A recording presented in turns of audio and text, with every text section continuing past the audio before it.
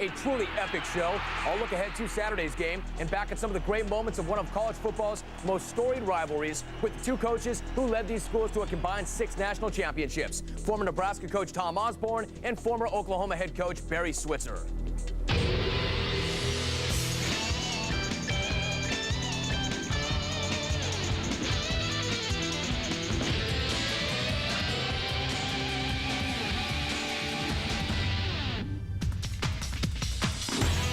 What is up? A very good evening to you. Welcome to The Last Word in Los Angeles. I am Jim Rome. Tonight's topic, the Oklahoma-Nebraska rivalry. It once again matters. And what better way to get ready for Saturday's showdown matchup than a conversation with Tom Osborne and Barry Switzer both. Stay tuned for that. First up, though, a couple of quick takes, starting with the Subway Series. Regarding Major League Baseball dropping a $50,000 fine on Roger Clemens for throwing Mike Piazza's broken bat back at him, well, the Rocket got over. He can pull that much jack out of the back of his couch. Baseball discipline czar Frank Robinson doled out that fine. He described Clemens' actions as, quote, inappropriate conduct. Inappropriate conduct. You think? I would say throwing a piece of shrapnel at one of the greatest catchers of all time is inappropriate. Now, the fine, on the other hand, was very much appropriate. It just doesn't change anything. Clemens would trade 50 gur for a World Series win every day of the week. This is just Major League Baseball covering its backside. This fine is not a deterrent. Clemens has finally figured out how to win in October, and no amount of fines or punishment are going to scare him into not coming inside or throwing batters' bats back at them or intimidating the opposition. $50K is a joke to a guy who makes the glue he makes. It's nothing. The Mets will get even later on, but for now, the Rocket got over. Elsewhere in baseball, Hall of Famer and all-time strikeout king Nolan Ryan is expected to be released from a hospital later on this week. Ryan, you might recall, underwent double coronary bypass surgery earlier this year, and he had been experiencing chest pains again. He'll be fine, which is good, because this is the toughest guy on the face of the planet. I do not need to hear about Nolan Ryan having a heart attack or heart trouble. If this guy has a bad heart, what chance do the rest of us have? We are screwed. This is the baddest man who ever lived. The guy was still running it up there 98 miles per hour well into his 40s. And the only reason he did quit was because his elbow finally snapped. And even then, he walked off the mound like it was a stub toe or something. The guy is bionic. 7 no-hitters. The whipping he laid on Speedbag Ventura. What couldn't the guy do? The man is bulletproof. He's indestructible. I do not need to hear that Nolan Ryan is having chest pains. I refuse to believe it. I don't accept it. Oh, and as for the Speedbag reference, you know, as in Nolan Ryan used Robin Ventura's head as one. All right, then, when we come back, how nice is this? I'll talk about the biggest game in college football this year, a return to the old school. Nebraska and Oklahoma. I will be joined by 2 legendary former head coaches, Tom Osborne and Barry Switzer. I know you don't want to miss that. Stick around.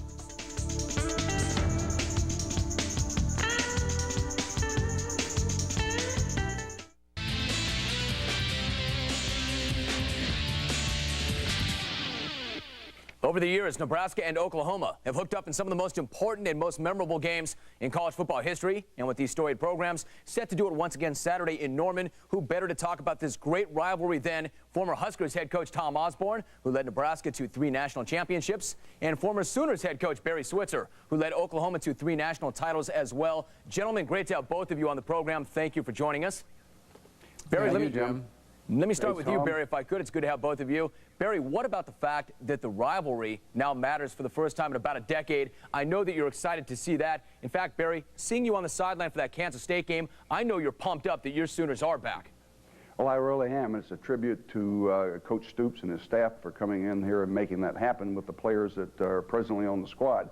He did it with the players that were here, and always proves to me Oklahoma has always had some pretty good players. Tom said that to me a few years ago. Tom might remember when they were winning 60 and 70 points against Oklahoma, and he told me that they still had good players, so Bob Stoops has proved him to be right.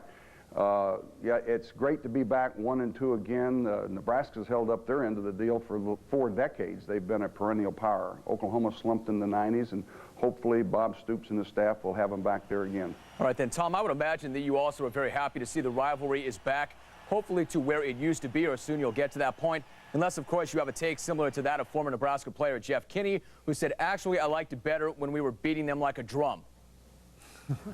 Well, there's a lot of great memories. I think over 29 years, Jim, 27 out of 29 straight years, the Oklahoma-Nebraska game determined the Big 8 champion. And probably half or 2/3 of the time, it had some national championship implications. And And certainly Barry Switzer was a huge part of that rivalry. I remember back to Bob Devaney and even Bud Wilkinson. So been some very memorable games, and it's been a great series. Yeah, there were so many great games, Barry. You look at all the great wins, and you personally had a number of great wins against Nebraska, but when you look at some of those wins, do any of the wins stand out as much as that tough loss that you suffered in 1978, 17-14, a loss that cost you a national championship? Tell me about that game.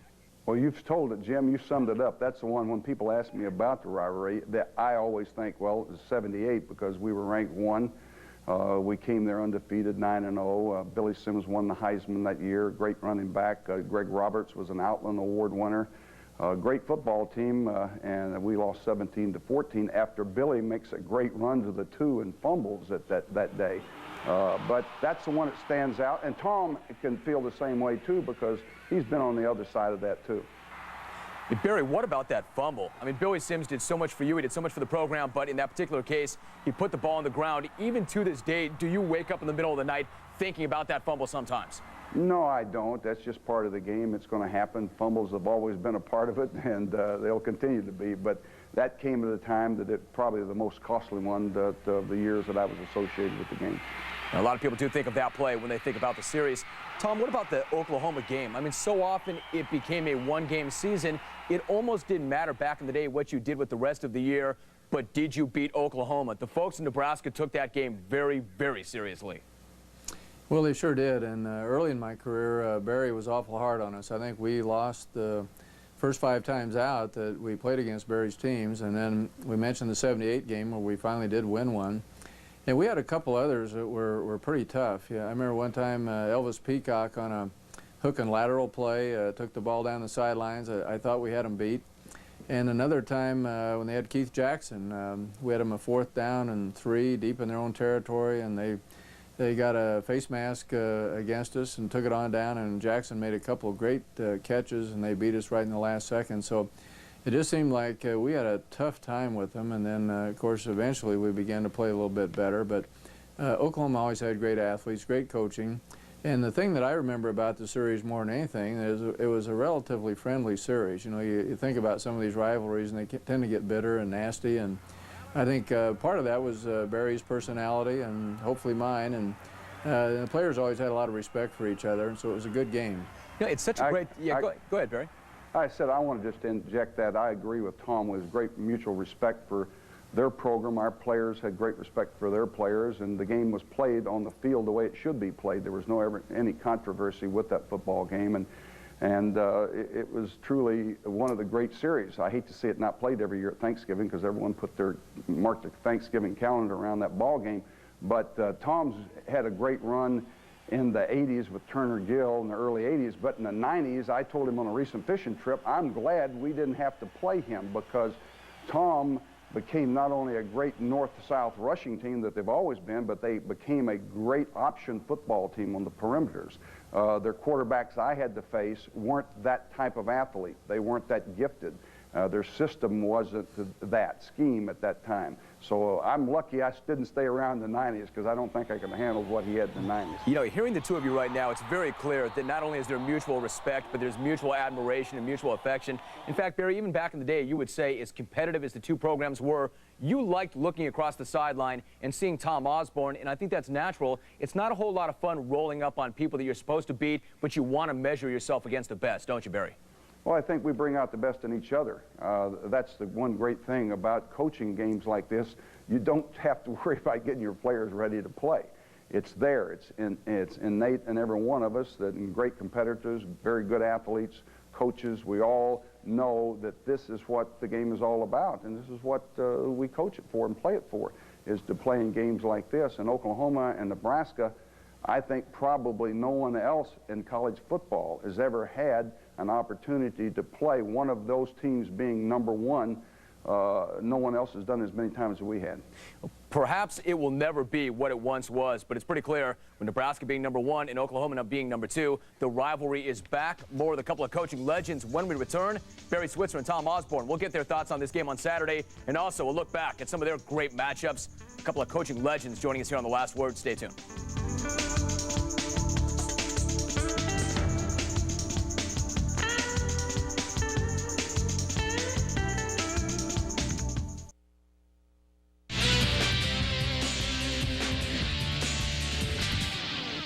We have been talking about one of the greatest rivalries in all of sports, Nebraska-Oklahoma. I'm joined once again by former Huskers head coach Tom Osborne, who ranks 5th all-time in winning percentage among Division I coaches. I am also joined by former Sooners head coach Barry Switzer, who ranks 4th all-time in that same category. You know, Tom, we talked about that big win finally in 1978, where after 5 consecutive losses, you got the so-called proverbial monkey off your back. It was a great feeling until you realized you had to play a rematch in the Orange Bowl some 6 weeks later. I would imagine at the time the thinking probably was, hey, tough enough to beat these guys once, nearly impossible to beat them twice in a 6-week period.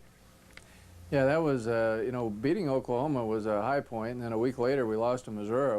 We spent it all on the field against Oklahoma. We didn't have anything left. Missouri beat us 34-31, and then in the locker room, I remember Bob Devaney and I were sitting there, and we got a phone call from the Orange Bowl and said, well, we've decided that you're going to play Oklahoma again. And my face, I'm sure, dropped. But we went down there and we played another good ball game, but this time Oklahoma came out on top. And of course, that's one of the things that may happen here. You know, you may see Nebraska and Oklahoma playing again within a period of about 4 weeks, which is a difficult thing to do. Whichever team wins the game on Saturday, there's probably going to be a rematch, and it's hard to beat a team twice. I agree with Tom. That's one thing I don't like about the North and South divisions of the Big 12. It's, and of course the SEC contends with the same thing, but in some cases sometimes. But it's not fair to the team that wins the ball game to have to play a rematch against the team that loses. I think the team that has lost has an advantage in the second game. I truly believe that. And but again, it's how it's lined up. You got to go play it. It's like Coach Bob Stoops says, it doesn't make any difference. You're going to win a national championship, you better win them all. It doesn't make any difference who you play. Now, you talk about Bob Stoops. Barry, he had you on the sideline for that Kansas State game. I mentioned that. J.T. Thatcher came off the field, and he did not wrap up on a guy like you thought that he should have. And the kid came by the sideline. You had something to say to him, didn't you? Well, I kind of lost my head. You know, Tom, but he kept his poise, but I'm kind of goofy. And I saw the guy, that Teletron, whatever you call it, replay in the end zone. I looked up there, and I saw the guy body block Allen come running through there, the I-back, who's a great back. In fact, Tom, I think that guy is about as good as Johnny Rodgers and Joe Washington returning punts. Yeah, and he's a great player, yeah. Yeah, he really is. And anyway, Thatcher tries to body block the guy down, and well, Allen just bounces off of him and goes on about another 10 yards. So Thatcher happens to walk in front of me about the time I've looked at that. And I grabbed him. I said, hey, look at your work. Wrap him up. Hit him in the mouth. And I was demonstrating on him. I looked down at the OU coaches, and a couple of defensive coaches were looking at me with this funny look on their face. And then I realized, hey, step back here and shut up. Yeah, I don't know, Tom. I don't think that we have to worry about you coming out of the box to get at some kid on the sideline, do we? Well, I don't know. You know, it was interesting. I was glad to hear that Barry was back on the sideline. I did get to see a little interview that he had because I watched that K-State Oklahoma game, and boy, you know, after I saw that game, I thought, man, we're in big trouble because Oklahoma looked so good. And then Nebraska played Texas Tech that night, and we really played great football against Tech, and I felt better after that was over. So it should be a great matchup, and of course Frank Solich and those coaches that we've had so long have been doing a great job, and it's a real tribute, I think, to both programs. Bobby Stoops has done a great job, and of course Frank has maintained the program and has really done a great job. All right, as long as we're on that topic, Barry, what do you think? I mean, it's amazing what Bob Stoops has done with the program. Within 2 years, he's turned this whole thing around. Are the Sooners ready right now to beat this Nebraska team? How do you see the matchup, Barry? Well, I have a question, a big question, because in the 6 games that Oklahoma's played, no one has really tried to rush the football on Oklahoma. And we know what Nebraska does. They lead the nation in rushing every year. They're north-south great assault football team, and now they run the option game effectively. And I haven't seen Oklahoma have to play great defense, the lineup, and just shut people down. Even Kansas State did not really run the football or attempt to run the football other than the second possession. They got behind in the ball game, and it became a throwing contest. Nebraska, we know what they'll do. They're going to hammer us, and if we can hold up, and we protect this quarterback. I've always said that you protect this guy, he's going to score 30, 40 points on someone. If you're Texas, he might score 60. Of course, this guy's Josh Heupel. Tom, we know that Nebraska is going to run the ball with some authority. What about the Black Shirts? This is quite a challenge for them as well. Can they match up with that great passing offense that Oklahoma has right now?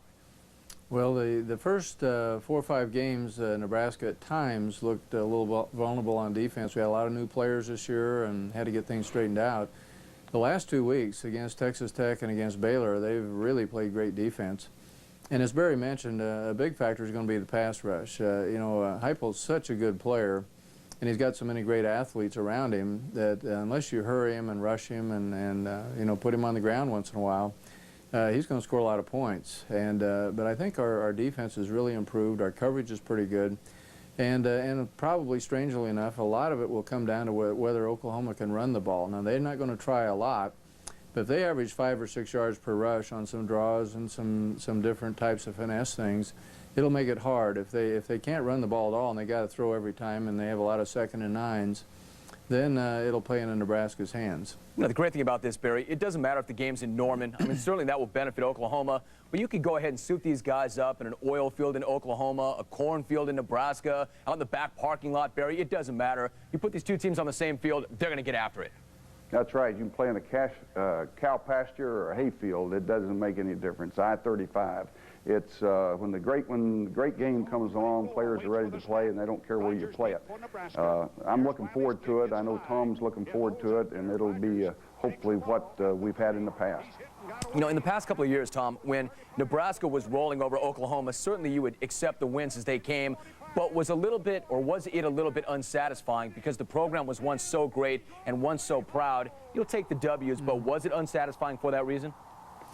Well, I sincerely felt bad, and a lot of people would say, well, why would you feel bad about beating Oklahoma?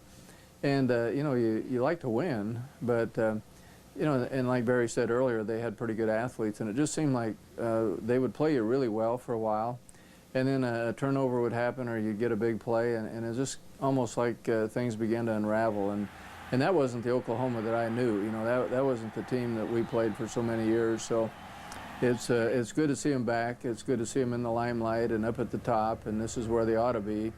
And so it'll certainly do a lot to continue that tradition that we've come to really enjoy and look forward to. Well, it's great to see both of you here on The Last Word, a couple of coaching legends, Barry Switzer and Tom Osborne. Gentlemen, thank you very much. I enjoyed that immensely. Good luck to both of you on Saturday. Thank you, Jim. Thanks, Jim. I'll be right back with my final take of the day. Somebody's got to break out with a prediction. I'll do that when we return. Stay tuned.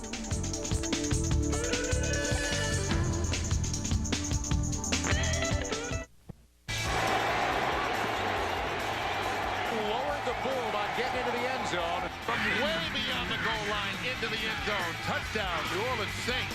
3 touchdowns on the day for Ricky Williams. Ricky Williams is on fire this season, rolling up 5 straight 100-yard rushing games. And Thursday, he will make a return appearance on the program to talk about his great year, what's different from last year, and whether or not he regrets signing that bizarre contract when he came into the league. Plus, more on Saturday's huge Nebraska-Oklahoma game. I will be joined by Sooners head coach Bob Stoops. It's an excellent show. Do not miss it. Time now for my take. Somebody's got to make a prediction. Speaking of Bob Stoops, what he has accomplished at Oklahoma is nothing short of a miracle. From mediocrity to a shot at a national championship in less than 2 years is nothing to sneeze at. But now is not their time. They're not ready to beat Nebraska. Not yet, at least. The Huskers have been here before. They know what it takes to get ready for and perform in a big game. They're just too strong up front. They've got a straight-up killer in quarterback Eric Crouch. He won't win the Heisman, and he won't put up the numbers that Sooners quarterback Josh Heupel will, but the guy makes plays, big plays, and lots of them. The Nebraska defense has been much maligned this season, but the Black Shirts are going to be fine. They won't lock the Sooners up, but they'll make at least enough plays to get it done. I'll take Nebraska in a tight one. Now, the good news is, at least Oklahoma v. Nebraska matters again because it did not for a decade. That is it for now. I'm Jim Rome. This has been The Last Word. Thank you for watching. I am out.